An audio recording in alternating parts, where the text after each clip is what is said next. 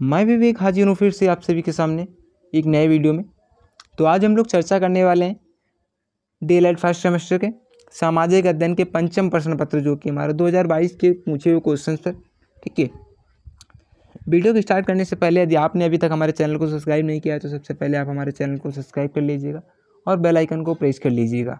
और साथ ही साथ पिछले विगत 3 वर्षों में पूछे हुए प्रश्न पत्रों के हल यदि आप देखना चाहते हैं तो आप हमारे चैनल से जुड़े रहिएगा। तो चलिए आज के इस वीडियो को स्टार्ट करते हैं।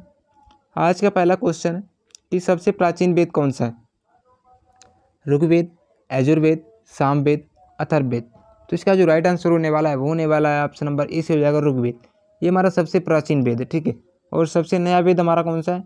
अथर्ववेद। ठीक है, अगला क्वेश्चन है अथर्ववेद हमारा किससे संबंधित है? जादू टोना से संबंधित है। और सामवेद हमारा किससे संगीत है?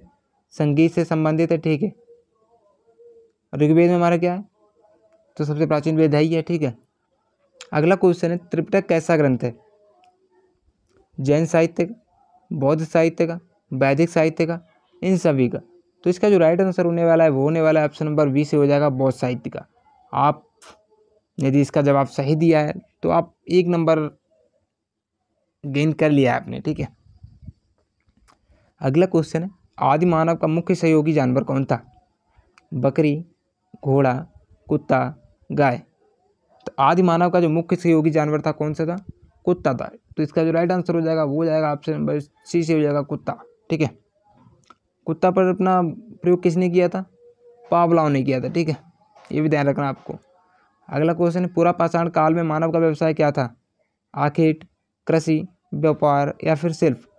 तो इसका जो राइट आंसर हो जाएगा वो हो जाएगा ऑप्शन नंबर ए से हो जाएगा आखेट। पूरा पाषाण काल में जो मानव का व्यवसाय था वो क्या था? आखेट करना, शिकार करना था। ठीक है, अगला क्वेश्चन है कन्फ्यूशियस किस देश का रहने वाला था? मिस्र का, भारत का, चीन का या फिर सऊदी अरबिया। तो इसका जो राइट आंसर होने वाला है वो होने वाला है ऑप्शन नंबर सी से हो जाएगा चीन का। ठीक है, कन्फ्यूशियस कहाँ का रहने वाला था? चीन का रहने वाला था। आप सभी कमेंट बॉक्स में ये भी बताइएगा कि आपने कितने क्वेश्चन सही किए हैं। ठीक है, मैं आपको सभी का इंतजार करूँगा। अगला क्वेश्चन है पिरामिड किस देश में है? तो पिरामिड किस देश में मिलता है? तो ये हमारा मिलता है मिस्र में। ठीक है, अगला क्वेश्चन हो जाएगा हमारा अपने देश का आदर्श वाक्य सत्यमेव जयते कहाँ से लिया गया है?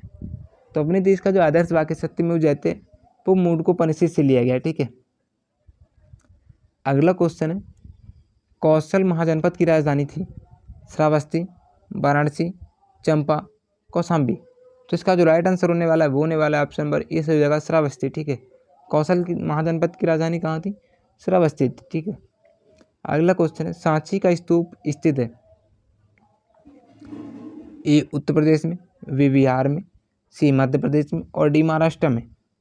तो इसका जो राइट आंसर हो जाएगा वो हो जाएगा ऑप्शन नंबर सी से हो जाएगा मध्य प्रदेश में। ठीक है, सांची का स्तूप हमारा कहाँ स्थित है? मध्य प्रदेश में स्थित है। महाराष्ट्र में क्या है? अजंता एलोरा की गुफाएं। ठीक है, अगला क्वेश्चन है सूर्य के चारों ओर परिक्रमा करने वाले खगोलीय पिंड कहलाते हैं? क्या कहलाते हैं? क्षुद्र ग्रह, उपग्रह, ग्रह और पुंछलदाला। तो इसका जो राइट आंसर हो जाएगा वो हो जाएगा ऑप्शन नंबर सी से हो जाएगा ग्रह। सूर्य के जो चारों ओर परिक्रमा करने वाले जो खगोलीय पिंड है उनको हम क्या बोलते हैं? ग्रह बोलते हैं। ठीक है, अगला क्वेश्चन है मानचित्र की उत्पत्ति मेप्पा से हुई है? ये किस भाषा का शब्द है? जर्मन, अंग्रेजी, लैटिन, हिंदी। तो इसका जो राइट आंसर हो जाएगा वो हो जाएगा ऑप्शन नंबर सी से हो जाएगा लैटिन भाषा का शब्द है मेप्पा। ठीक है, अगला क्वेश्चन है 0 डिग्री शून्य शून्य या फिर 0 डिग्री अक्षांश को क्या बोलते हैं? भूमध्य रेखा, कर्क रेखा, मकर रेखा, आर्कटिक रेखा। ठीक है, तो इसका जो राइट आंसर हो जाएगा वो हो जाएगा ऑप्शन नंबर इससे हो जाएगा हमारा भूमध्य रेखा। जैसे एक पृथ्वी है, ठीक है, ग्लोब है, तो इसमें क्या है? 0 डिग्री रेखा है, ये हमारी क्या हो गई? भूमध्य रेखा हो गई। ठीक है, जो कि पृथ्वी को, ग्लोब को 2 बराबर भागों में बांटती है। ठीक है, इसे हम बोलेंगे उत्तरी गोलार्ध, इसे बोलेंगे दक्षिणी गोलार्ध। ठीक है, यहाँ पे 23.5 डिग्री पे क्या होता है हमारा? कर्क रेखा होती है, सॉरी। ठीक है, उत्तर में, और दक्षिण में 23.5 डिग्री पे क्या होता है हमारा? उसे हम क्या बोलेंगे?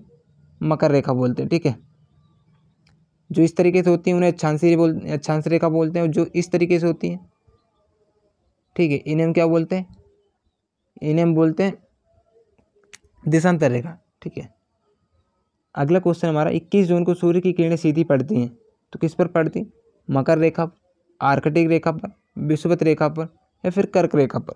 तो इसका जो राइट आंसर हो जाएगा वो हो जाएगा ऑप्शन नंबर डी से हो जाएगा कर्क रेखा पर। ठीक है, 21 जून को जो सूर्य की किरणें पड़ती हैं वो किस पर पड़ती हैं, कर्क रेखा पर पड़ती है। ठीक है, अगला क्वेश्चन है, इनमें से भारतीय अर्थशास्त्री कौन है, मार्शल, पिगू, केन्स, या फिर जेके मेहता। जिसका जो राइट आंसर हो जाएगा वो हो जाएगा ऑप्शन नंबर सी से हो जाएगा जेके मेहता। ठीक है, ये हमारे भारतीय अर्थशास्त्री थे। अगला क्वेश्चन है, इतिहास के अध्ययन के स्रोत हैं कौन कौन से। साहित्य से भी हमें इतिहास के स्रोत मिलते हैं, स्मारक से भी मिलते हैं, और शिलालेख से भी मिलते हैं। तो इसका जो राइट आंसर हो जाएगा वो हो जाएगा ऑप्शन नंबर डी से हो जाएगा ये सभी। तो दोस्तों आप सभी कमेंट बॉक्स में बताइएगा कि आपने क्वेश्चन 15 में से कितने क्वेश्चन सही किए हैं। ठीक है, मैं आप सभी का कमेंट बॉक्स में इंतजार करूँगा। अब हम चलते हैं अतुलग्न प्रश्नों की ओर। ठीक है, क्वेश्चन नंबर 16 हमारा, पुरातात्विक स्रोतों के नाम लिखिए। तो पुरातात्विक की जानकारी हमें किन किन चीज़ों से मिलती है, एक तो हमें अभिलेखों से मिलती है। ठीक है, दूसरा क्या होता है, जो खुदाई हुई उसमें जो हमें अवशेष मिले हैं उनसे हमें पुरातात्विक स्रोतों के बारे में जानकारी मिलती है। ठीक है, क्वेश्चन नंबर 17 है कि हरितचरित की रचना किसने की थी।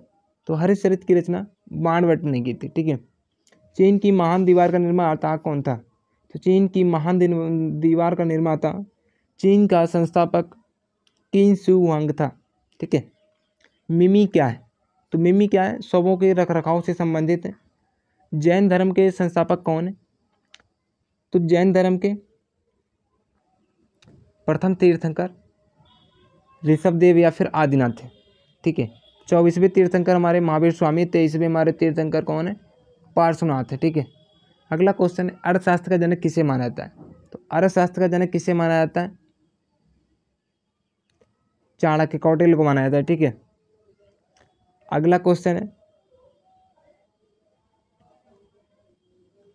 ग्राम पंचायत के दो कार्य बताइए। तो ग्राम पंचायत के दो कार्य कौन कौन से होते हैं, एक तो क्या होता है, स्थानीय कर का एकत्रण होता है। दूसरा क्या होता है कि ग्राम पंचायत जल निकासी, स्कूलों के रखरखाव एवं निर्माण से संबंधित होता है। ठीक है, सड़क संबंधी यातायात दो प्रमुख नियम बताइए। तो सड़क संबंधी यातायात दो प्रमुख नियम बताएं, जैसे कि हमेशा ट्रैफिक सिग्नल का पालन करें। ठीक है, सीमित स्पीड में गाड़ी चलाएं। ठीक है, हमेशा बाईं साइड ही गाड़ी चलाएं, और हेलमेट का विशेष ध्यान रखें। यदि आप टू व्हीलर पे, यदि फोर व्हीलर पे तो क्या आप सीट बेल्ट का विशेष ध्यान रखें। ठीक है, ये सारे के सारे हमारे क्या है, सड़क यातायात संबंधी नियम हो जाएंगे। और अक्षांशीय रेखा, इस पर हम चर्चा करेंगे अभी। तो 25 नंबर क्वेश्चन को देखते पहले कि इतिहास की कोई एक विशेष परिभाषा लिखिए।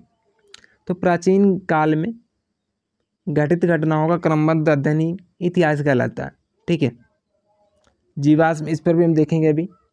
पाषाण काल को कितने भागों में बांटा गया है। तो पाषाण काल को 3 भागों में बांटा गया है, पूरा पाषाण काल, मध्य पाषाण काल, नवपाषाण काल। क्वेश्चन नंबर 28 है हमारा, गीजा का पिरामिड किसने और कब बनवाया था। तो गीजा का पिरामिड 2560 ईसा पूर्व में खुफू वंश के चौथे शासक ने बनवाया था। ठीक है, अफ्रीका महाद्वीप की सर्वोच्च ऊंची चोटी कौन सी है। तो अफ्रीका महाद्वीप की सर्वोच्च ऊंची चोटी है किलिमंजारो। ठीक है, क्वेश्चन नंबर 30 है जो कि लघु उत्तरीय प्रश्न का लास्ट क्वेश्चन, विक्रम साराभाई अंतरिक्ष केंद्र कहाँ स्थित है। तो विक्रम भाई साराभाई अंतरिक्ष केंद्र जो हमारा है तिरुवनंतपुरम केरल में स्थित है। ठीक है, तो दोस्तों वीडियो कैसी लगी, वीडियो अच्छा लगा हो तो लाइक करें, चैनल को सब्सक्राइब करें। थैंक यू फॉर वॉचिंग, मिलते हैं नेक्स्ट वीडियो में, तब तक के लिए टेक केयर, बाय बाय।